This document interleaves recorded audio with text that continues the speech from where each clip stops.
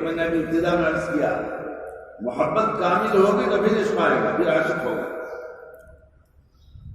ایک عاشق جنگل میں جا رہا تھا، جاتے جاتے اپنے محبوب کی خوشیوں کے لیے اللہ تبارک تعالیٰ کی خوشیوں کے لیے اس کے اندر ایک جذبہ پیدا ہوا، کہنے لگا اے اللہ تیری خوشی کیا ہے، کس چیز سے تو راضی ہوگا؟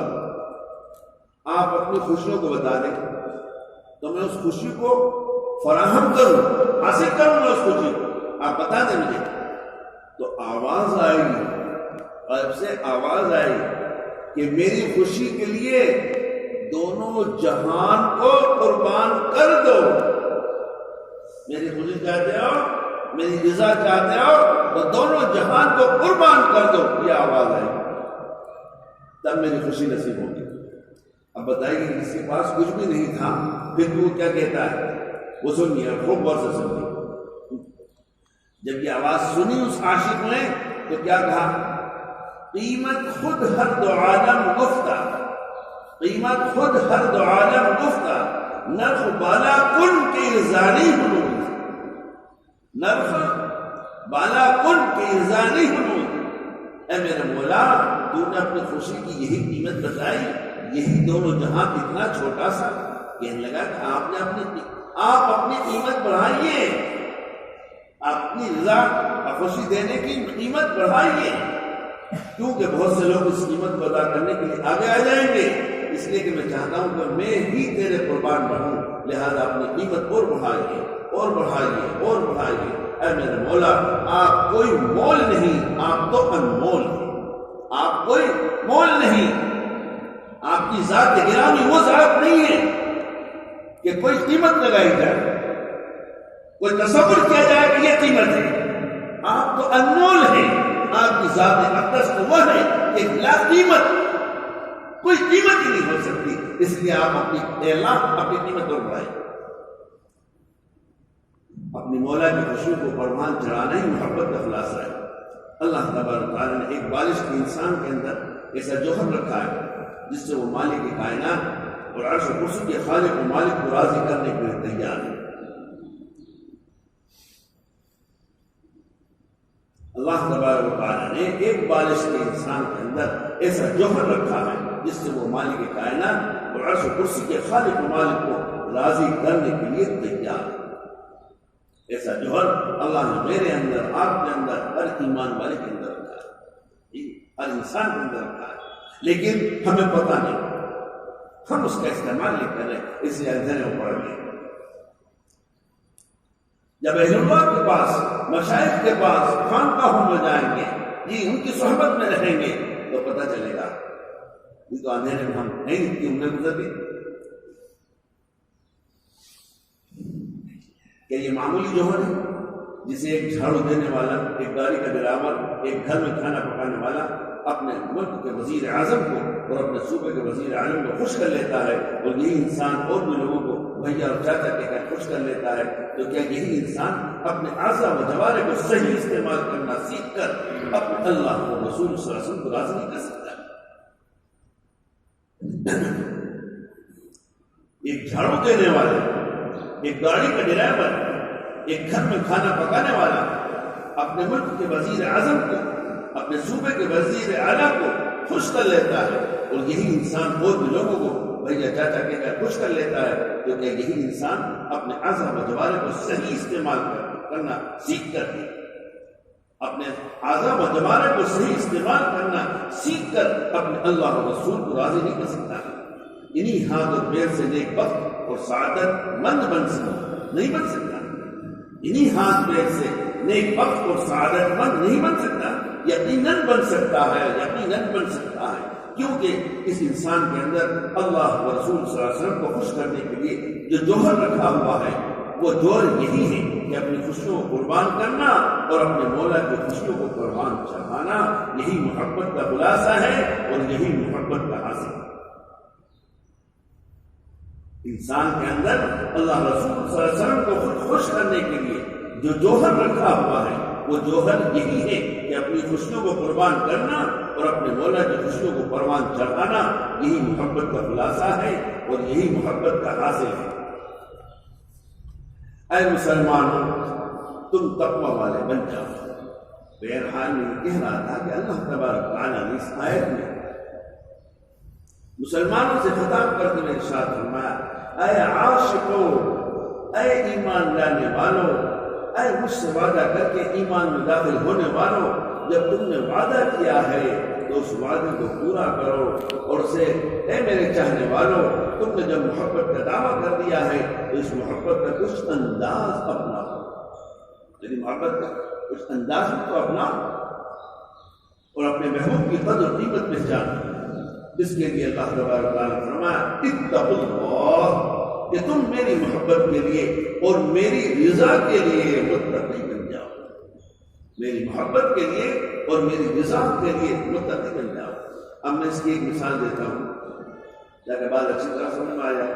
تو تقویٰ والے بننے کی مثال اس کی جیسے کہ کوئی شخص کسی سے کہے کہ بھائی تم بادشاہ کا وزیر بن جاؤ۔ تقویٰ والے بننے کی مثال ایسی ہے جیسے کہ کوئی شخص کسی سے کہے کہ بھائی تم بادشاہ کا وزیر بن جاؤ، تو وہ کہے گا کہ بھائی صاحب جلدی سے راستہ بتائیں، ہم تو پہلے سے تیار بیٹھے ہیں۔ یا کوئی شخص اس لیے کہے کہ بھائی آپ اپنے گاؤں کے پردھان بن جاؤ، تو وہ کہے گا کہ جب آپ لوگ پردھان بنانے میں تیار ہیں تو کوئی دقت نہیں، ہم تو پہلے سے پردھان بننے کے لیے بیٹھے ہیں اور لبے کہنے کے لیے حاضر ہیں۔ لیکن اللہ تبارک تعالیٰ نے ہر مسلمان سے یہ بات بیان فرمایا کہ اے مسلمانوں، تم متقی بن کر میرے وزیر بن جاؤ، اے مسلمانوں تم متقی بن کر میرے وزیر بن جاؤ، جو احکم الحاکمین ہیں اور بادشاہوں کے بادشاہ ہیں تم ان کے وزیر بن جاؤ۔ جیسے ملک کے باشندوں کے لیے ہر طرح کی سہولیات، مثلا گاڑیاں، بسیں، کھانے پینے کی چیزیں اور دیگر ضروریات زندگی مہیا رہتی ہے، اب اگر اسی ملک کے باشندوں میں سے ایک باشندہ اور ایک شخص اس ملک کا وزیر بن جائے تو اس کو ساری نعمتیں بطور خاص ملتی ہیں اور اعزاز کے ساتھ ملتی ہیں، عزت کے ساتھ ملتی ہیں، اور یہی نعمتیں اس کے لیے اس کے پیچھے پیچھے دوڑتی ہیں۔ لیکن آپ یہ بھی بتائیے کہ لوگ وزیر بننے کے لیے کتنی محنت کرتے ہیں، کیسے لوگوں کا ہاتھ پکڑتے ہیں، کتنے لوگوں کا پاؤں پکڑتے ہیں، مزید کیسی سفارش بھی کرانی پڑتی ہے، تب کہیں جا کر جیتتے ہیں، اور اس کے بعد بھی نہ معلوم اس کو خدا ملتا ہے یا نہیں ملتا۔ لیکن اللہ تبارک و تعالیٰ فرما رہے ہیں، اے مسلمان تم متقی بن کر میرے وزیر بن جاؤ۔ اس کے لیے نہ تمہیں کسی کے ہاتھ پکڑنے ہوں گے، نہ کسی کے پاؤں پکڑنے ہوں گے، نہ لوگوں سے سفارش کروانی پڑے گی، اور نہ لوگوں سے ووٹ حاصل کرنے کے لیے لوگوں کو نوٹ دینی پڑے گی، بلکہ تم صرف اپنا ووٹ دے دو۔ تمہیں اپنے بھائیوں کا ووٹ حاصل کرنا نہیں، خاندان کا ووٹ حاصل کرنا نہیں، اور نہ اپنی بیوی کا ووٹ حاصل کرنا ہے۔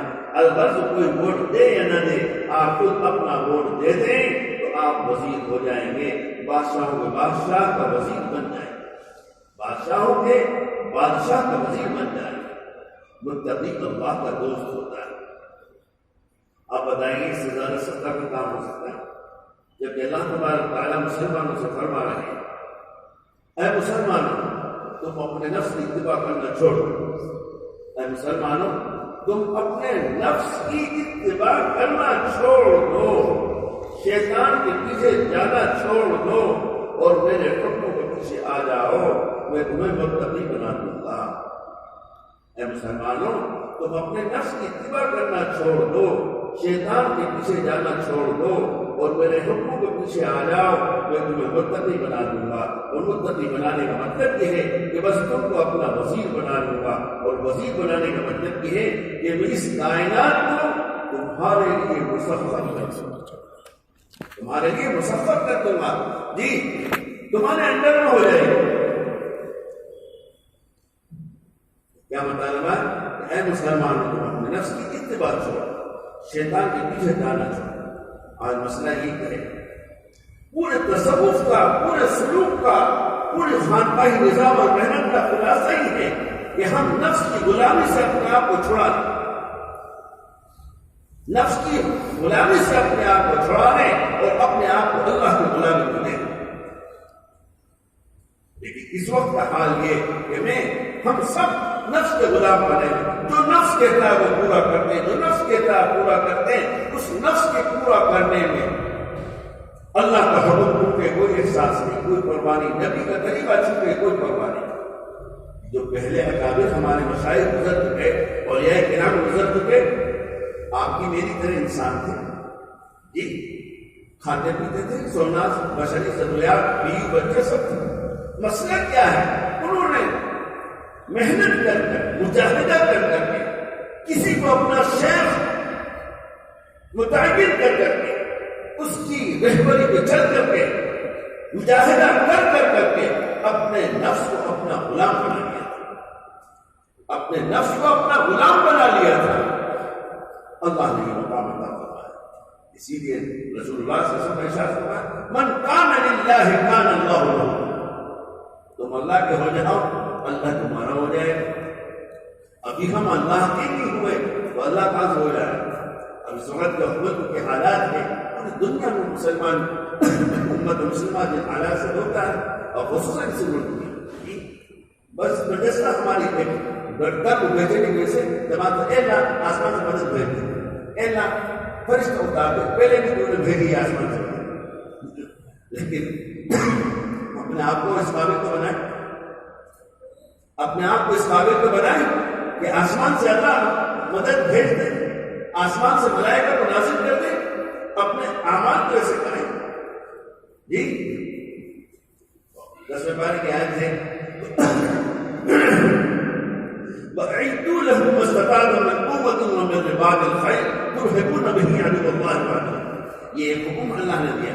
حضرت شیخ الہند رحمۃ اللہ علیہ نے اس کی تفسیر میں تحریر فرمایا کہ اس وقت ہمارے پاس جی نہ تو وہ آلات ہیں، وہ اسباب ہیں جس سے ہم دشمن سے اپنے آپ کو بچا سکیں، دشمن سے تقابل کر سکیں، نہ تو وہ ہمارے پاس وہ آلات اور وہ اسباب ہیں، اور فرمایا نہ ہی ہمارے پاس وہ اعمال ہیں، نہ اللہ سے ہمارا وہ تعلق ہے کہ اللہ آسمان سے ملائکہ کو فرشتوں کو اتارے۔ دونوں ہاتھ سے خالی پڑے ہوئے ہیں تو کیا ہونا ہے؟ مٹنا ہی ہے، بربادی ہونا ہے، جی تباہی ہونا ہے۔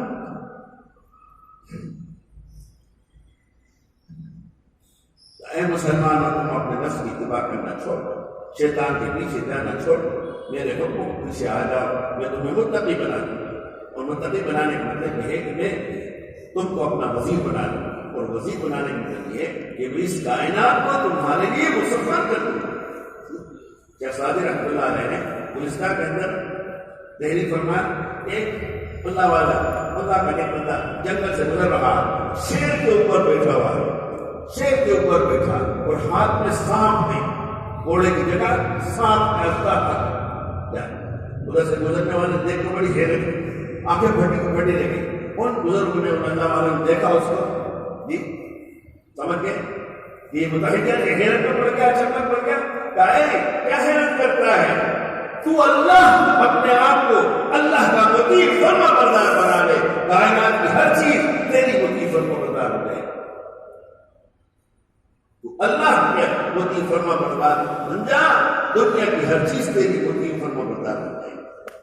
آج ہم اللہ کے مطیع فرما بردار نہیں ہیں جی، تو ہمارے گھر کے لوگ ہمارے فرما بردار نہیں جی، مخلوق اور کائنات تو دور کی بات ہے، گھر کی افراد ہماری گودوں میں پرورش کرنے والے وہی ہمارے مطیع فرما بردار ہے۔ صحابہ کے بات ہے، راستہ بھٹک گئے، شیر نے رہبری کی، شیر آگے آگے چل رہا ہے اور راستہ دکھایا، جو کہا میں کہ وزیر بنا لوں گا، اور وزیر بنانے کا مطلب یہ ہے کہ کائنات کو تمہارے لیے مسخر کر دوں گا، تمہارے کنٹرول میں ہو جائے، کوئی تمہاری سرکشی نافرمانی نہ کرے۔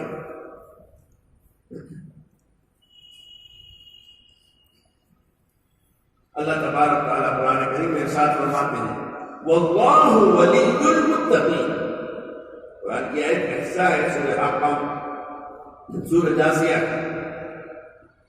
یعنی میں تو اپنے عاشقوں کا دوست ہوں۔ اللہ کیا فرمانا ہے؟ واللہ ولی المتقین، میں اپنے عاشقوں کا دوست ہوں۔ بھائی کسی ملک کا وزیر اعظم کسی کے بارے میں اپنا دوست ہونے کا اعلان کر دے تو ڈی ایم اس کا پتہ لگائے گا یا نہیں؟ وزیر اعظم کے اعلان کر رہے ہیں اڑیسہ کرنے والا فلاں میرا دوست ہے، تو اڑیسہ کا ڈی ایم، ایس پی، دیگر محکمہ جات کے افسران اپنے آپ کو تلاش کرنے آئیں گے یا نہیں آئیں گے؟ وہ کون خوش نصیب شخص ہے جس کی دوستی کا اعلان ہمارے ملک کے وزیر اعظم کر رہے ہیں. اسی طرح میرے بھائیوں اللہ تبارک تعالیٰ قرآن کریم میں اعلان فرما رہے ہیں واللہ ولی المتقین. اللہ تبارک تعالیٰ متقیوں کا دوست ہے. جی اب ہم متقی تو ہیں اس لیے اللہ ہمارا دوست ہے. دوست کا دشمن اگر اس دوست کو مار رہا ہو حملہ کر رہا ہو جی تو اس کا بچاؤ کرنے والا ہوتا ہے کیونکہ اس کا دوست ہے.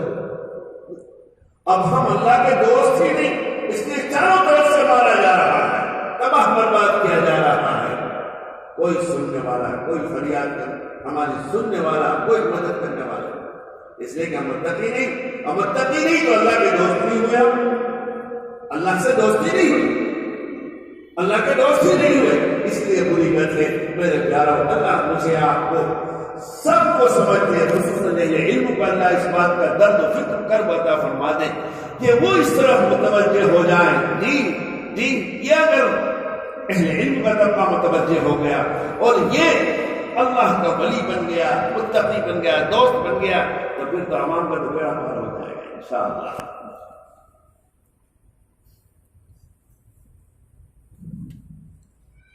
وہ جس کی دوستی کا اعلان ہمارے ملک کو عزیز اعظم کر رہے ہیں اسی طرح اللہ تبارک تعالیٰ قرآن کریم میں یہ اعلان فرما رہے ہیں واللہ ولی المتقین. اے مسلمانوں تم مسلمان ہی نہیں بلکہ اللہ کے دوست بھی بن جاؤ اے ایمان لانے والوں ذرا ایک قدم آگے بڑھا کر تم متقی بھی بن جاؤ. لہذا آپ بتائیں کہ یہ کام کرنے کے لیے اور مزید ترقی کرنے کے لیے تیار ہی نہیں. آج یہی فیصلہ کر کے رکھنا ہے کہ متقی بھی بننا ہے یا صرف مومن ہی رہنا ہے. متقی بن کر رہنا چاہتے ہیں یا صرف مسلمان ہی بن کر زندگی گزارنا چاہتے ہیں. پیارو مسلمان بن کر جی رہے ہیں ہم دیکھ لیا اس کا کیا انجام ہو رہا ہے. اب ضرورت اس کی ہے کہ میں اور آپ اور خدا کرے امت کا ہر صاحب ایمان ہر مسلمان اپنے آپ کو متقی بنانے کی راہ پر ڈال دے اور اپنے آپ کو متقی بنا لے. پھر دیکھو اللہ کی طرف سے آسمانوں سے مدد کے دروازے ہو جائے. کسی کی مجال نہیں آپ کے غلط نگاہ سے دیکھنے کسی کی مجال نہیں آپ کے اوپر ہاتھ ڈالتے. گزشتہ ہفتے کی مجلس میں سنا ہوگا حضرت سفیان ثوری رحمۃ اللہ علیہ منصور ناراض ہو گیا اعلان کر دیا سفیان ثوری کو سودے پر لٹکاؤں گا قتل کروں گا. جی مکے کے لیے روانہ ہو گیا گرفتار کرنے کے لیے بھیج دیا تختہ دار لگانے کے لیے بھیجا جاؤ گرفتار کر لو جلدی سے میں آ رہا ہوں میرے سامنے برسر عام اس کو تخت سولی پر لٹکاؤ. حضرت سفیان ثوری حرم کے اندر جی خبر مل رہی سن رہے سکون سے کوئی گھبراہٹ نہیں کوئی بے چینی.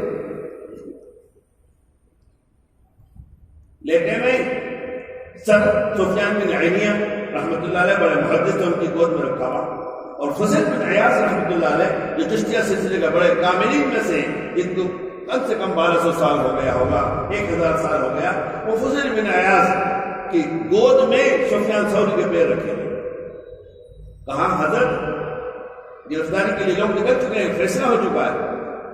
اچھا اٹھے بیت اللہ کے اندر گئے جی جو رکعت پڑھی بات تشریف لائے فرمایا انشاءاللہ منصور مکے میں داخل ہی نہیں ہو سکے گا. منصور مکے میں داخل ہی نہیں ہو سکے. چنانچہ مکہ سے ذرا سے دور رہ گیا تھا اور اس کی سواری کا پیر پھسلا اور وہ گرا اور مر گیا نہیں داخل ہو سکا. متقی تھے نا اللہ سے تعلق تھا اللہ کے دوست تھے اللہ سے کہہ دیا کسی ایک لمحے کے اندر مدد آ گئی. میرے پیاروں ضرورت ہے میں اور آپ اور امت مسلمہ کا ہر فرد اللہ سے ایسا تعلق قائم کرے اللہ کا ایسا دوست بنے کہ جو کہتے پورا ہو جائے جو کہتے پورا ہو جائے. لیکن ہم نے اپنے آپ کو بنایا ہی نہیں ایسا.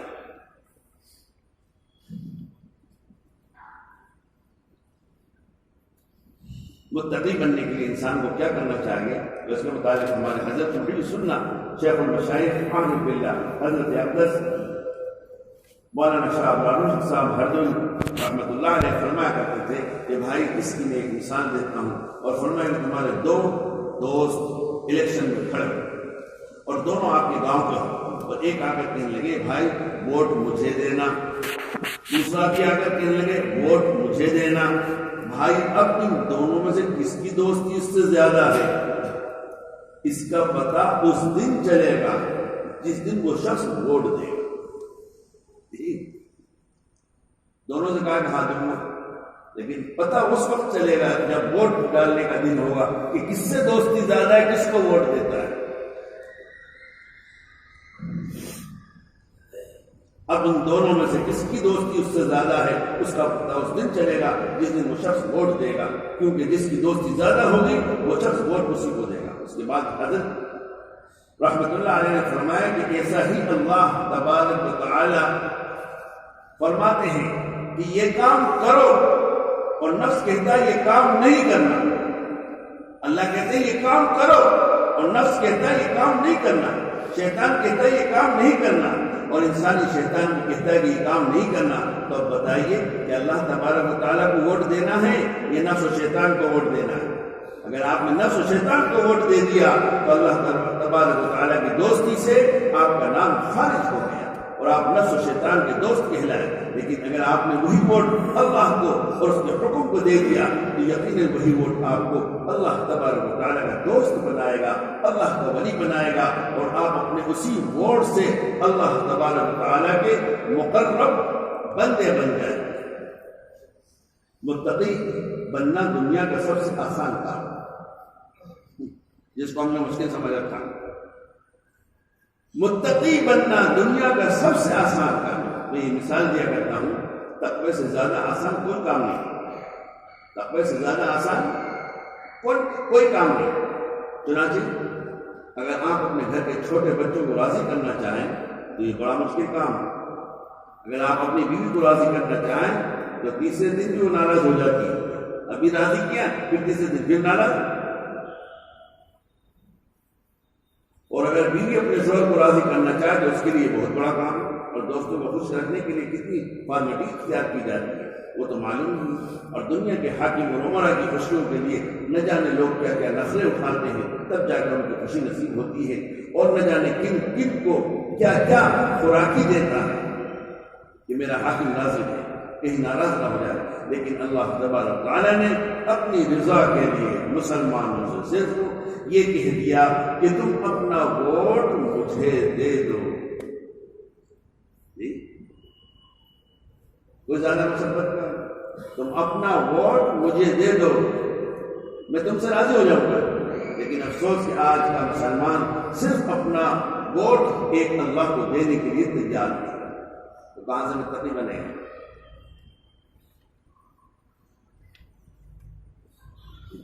اپنی زبان سے سچی بات نکالنا متقی ہونے کی پہچان ہے۔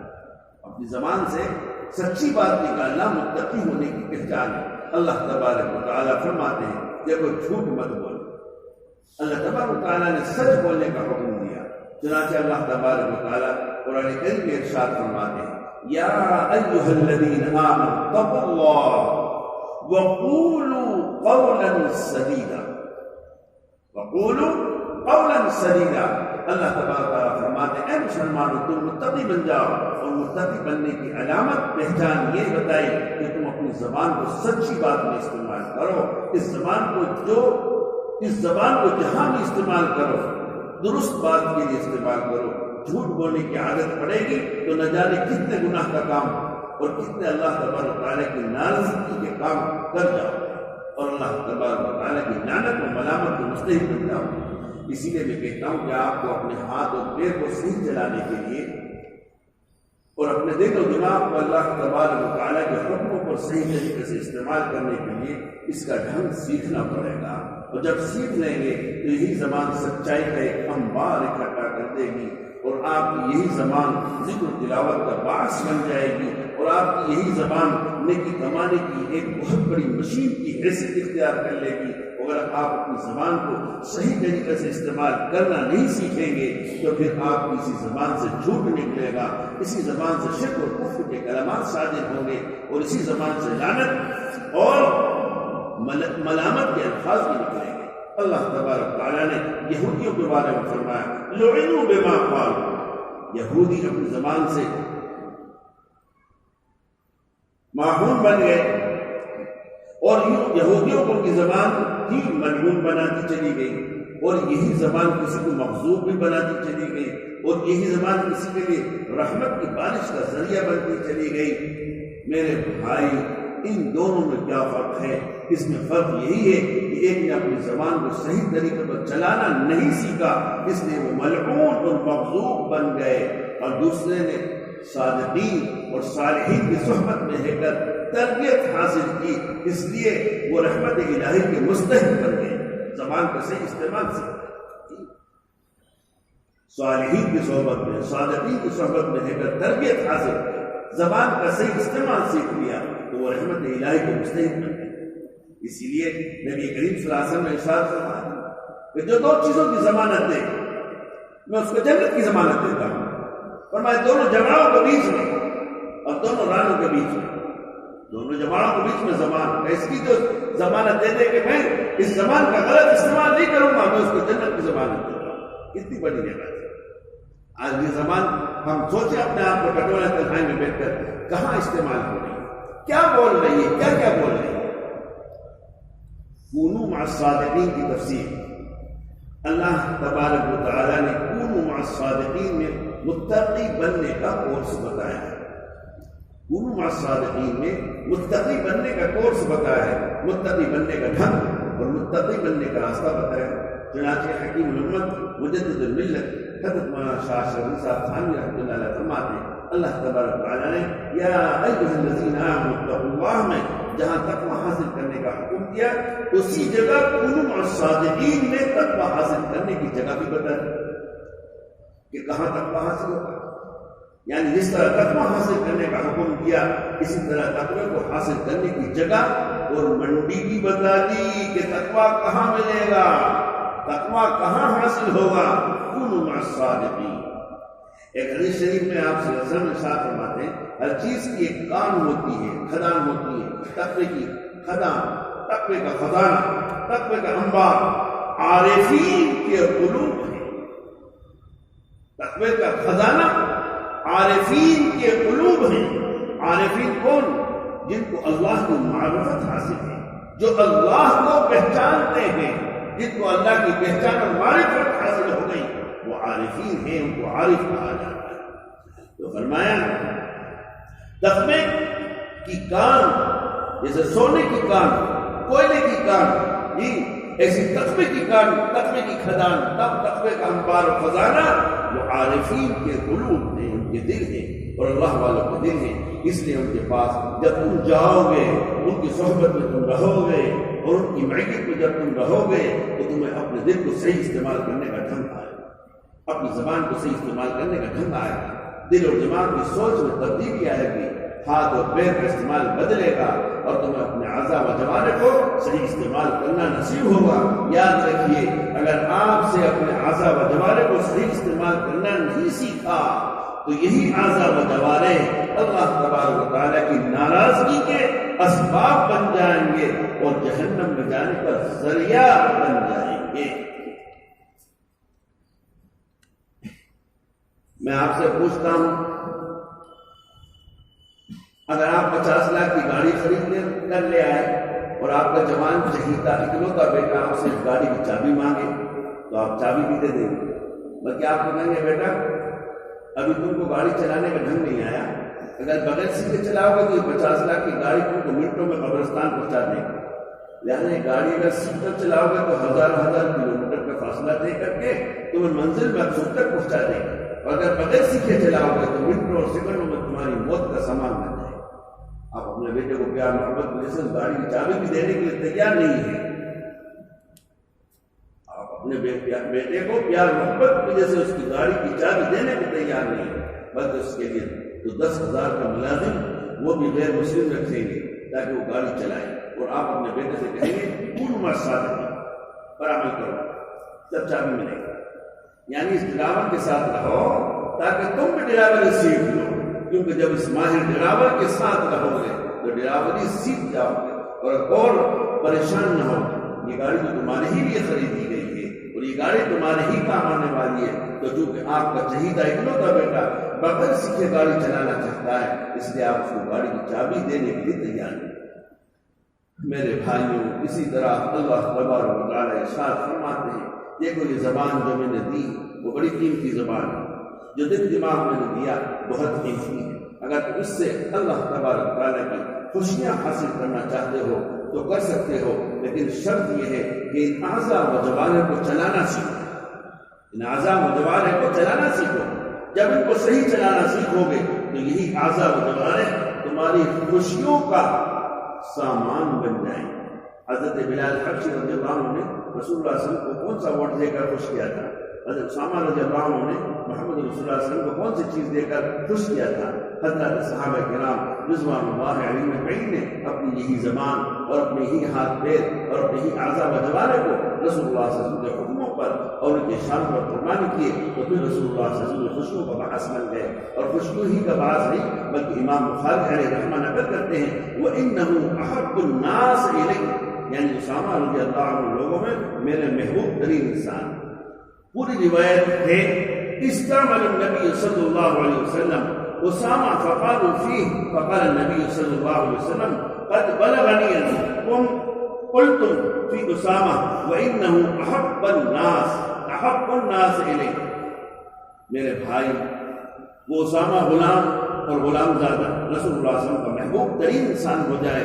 ان کے اندر کیا چیز تھی؟ ان کے اندر یہی چیز تھی کہ انہوں نے اپنی زبان چلانے کا ڈھنگ سیکھا، اپنے دلوں کو چلانے کا ڈھنگ سیکھا، اپنی آنکھوں کو اٹھانے کا ڈھنگ سیکھا، انہی ہاتھ اور پیر کو چلانے کا ڈھنگ سیکھا.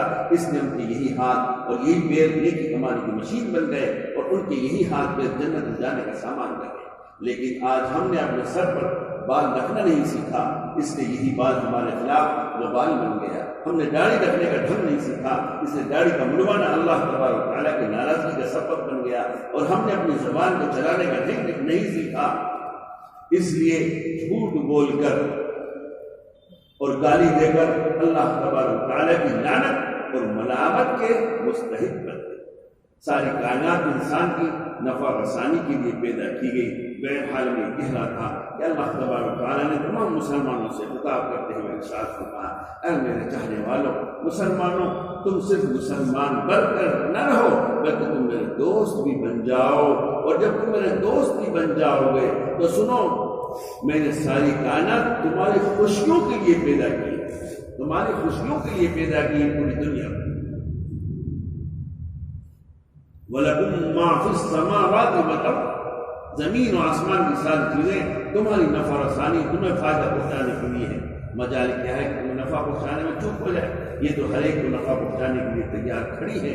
لیکن ارشاد فرمایا کونوا مع الصادقین، اللہ والوں کی اور نیک لوگوں کی صحبت میں آیا جایا کرو. اللہ والوں کی اور نیک لوگوں کی صحبت میں آیا جایا کرو. آپ کو معلوم ہے اس سے کیا ہوگا؟ فرمایا ان کی صحبت کی برکت سے ان کا صدق، ان کی سچائی، ان کے باطن کی خوبیاں تمہارے اندر منتقل ہوتی جائیں گی. اللہ والوں کی اور نیک لوگوں کی صحبت میں آیا جایا کرو. آپ کو معلوم ہے اس سے کیا ہوگا؟ فرمایا کہ ان کی صحبت کی برکت سے ان کا صدق، ان کی سچائی، ان کی باطن کی خوبیاں تمہارے اندر منتقل ہوتی ہیں. آج میرے عزیز و دوستو، اسی چیز کی کمی ہے، اسی چیز کی کمی ہے کہ ہم اہل اللہ مشائخ جی اللہ والوں کی صحبت میں نہیں جاتے، ان کی صحبت ہم کو حاصل نہیں، ان کی خدمت میں نہیں جاتے، ان کے قریب نہیں بیٹھتے، اس کو اپنے لیے ضروری نہیں سمجھتے. اس لیے ہمارا حال یہ ہے جو ہے، ہمارا حال ہے اسی وجہ سے. ورنہ حکم کیا تھا ڈرو اللہ سے، ایمان لو یا ایھا الذین آمنوا اتقوا اللہ وکونوا مع الصادقین. ایمان والو اللہ سے ڈرو اور سچوں کے ساتھ رہو. سچوں سے مراد یہ اہل اللہ ہیں، اولیاء اللہ ہیں، ان کے ساتھ رہنے کا ہم کو حکم دیا گیا تھا. جب تک امت اس پر عمل کر رہی تھی تو ہندوستان کا بادشاہ ہے وقت ولی کامل تھا. ہندوستان کا بادشاہ حضرت خواجہ قطب الدین بختیار کاکی رحمۃ اللہ علیہ، جو خواجہ معین الدین چشتی اجمیری کے خلیفہ تھے، خواجہ قطب الدین بختیار کاکی رحمۃ اللہ علیہ، ان کی جنازے کی نماز کا امام ہندوستان کا بادشاہ بن گیا۔ جب ہم نے اس حکم کو ترک کیا، اہل اللہ کی صحبت، اہل دین کی صحبت، مشائخ کی صحبت کو ہم نے چھوڑ دیا، ترک کر دیا، اس کو ضروری نہیں سمجھتے، تو اب ہمارے پاس کہاں وہ تقویٰ آئے گا، کہاں وہ صدق و سچائی آئے گی، کہاں وہ زہد آئے گا، کہاں وہ توکل ہمارے اندر آئے گا۔ جہاں ہم رہ رہے ہیں، جن کے ساتھ ہمارا اٹھنا بیٹھنا ہے، ان کے اندر جو ہے وہی ہمارے اندر آئے گا۔ اللہ والوں کے پاس، ان لوگوں کے پاس نہیں ہے، تو جو ان کے اندر ہے وہ ہمارے اندر منتقل ہوگا۔ اس لیے میرے عزیز دوستوں، بزرگوں، ہمیں اس پر دھیان دینا چاہیے، توجہ دینی چاہیے کہ ہمیں اپنے اوقات کو، اپنی زندگی کے حصے کو وقتاً فوقتاً، گاہے گاہے ہمیں اہل اللہ کی خدمت میں جانا چاہیے، ان کی صحبت میں رہنا چاہیے۔ کچھ دن، 2-4 دن نکالو، 2-4 مہینے میں 2-4 دن نکالو، کسی اللہ والے کی خدمت میں جاؤ، ان کی خانقاہ میں رہو، ان کی صحبت میں رہو، دیکھو آپ کو کیسے اس کے فوائد اور برکات انشاءاللہ حاصل ہوں۔ ہم سوچیں، ہماری اتنی عمر ہو گئی، اتنی عمر میں کتنی بار کسی اللہ کے ولی کے پاس گیا، کسی شیخ وقت کے پاس کتنی بار اپنی زندگی میں گیا، کتنا میں نے اپنی اس 50 سالہ، 60 سالہ، 40 سالہ، 30 سالہ زندگی میں کتنا وقت میں نے گزارا۔ اس لیے میرے عزیزوں، اہم ترین ضرورت ہے، اس لیے میں اکثر کہا کرتا ہوں کہ ہم شادی بیاہ میں، کاروبار میں، بیمار کو دیکھنے کے لیے نہ جانے کتنے گھنٹوں میں ہم سفر کرتے ہیں اور جاتے ہیں، مال اور وقت خرچ کرتے ہیں، مشقت اٹھاتے ہیں۔ میرے دوستوں، اس لیے کے لیے کہ میرا دل بن جائے، میں اللہ کا ولی بن جاؤں، میں متقی بن جاؤں، دین، اللہ کا تعلق، اللہ کی محبت، اللہ کی معرفت، اللہ کا قرب حاصل ہو جائے، اس کے لیے ان لوگوں کے پاس جانا پڑے گا جن کو یہ نعمتیں حاصل ہو چکی ہیں۔ ان کی صحبت میں رہیں گے، ان کی خدمت میں رہیں گے، انشاءاللہ اللہ عز و جل اپنے کرم سے وہ چیزیں ہمیں بھی عطا فرمائے۔ بسم اللہ الرحمن الرحیم، الحمد للہ رب العالمین۔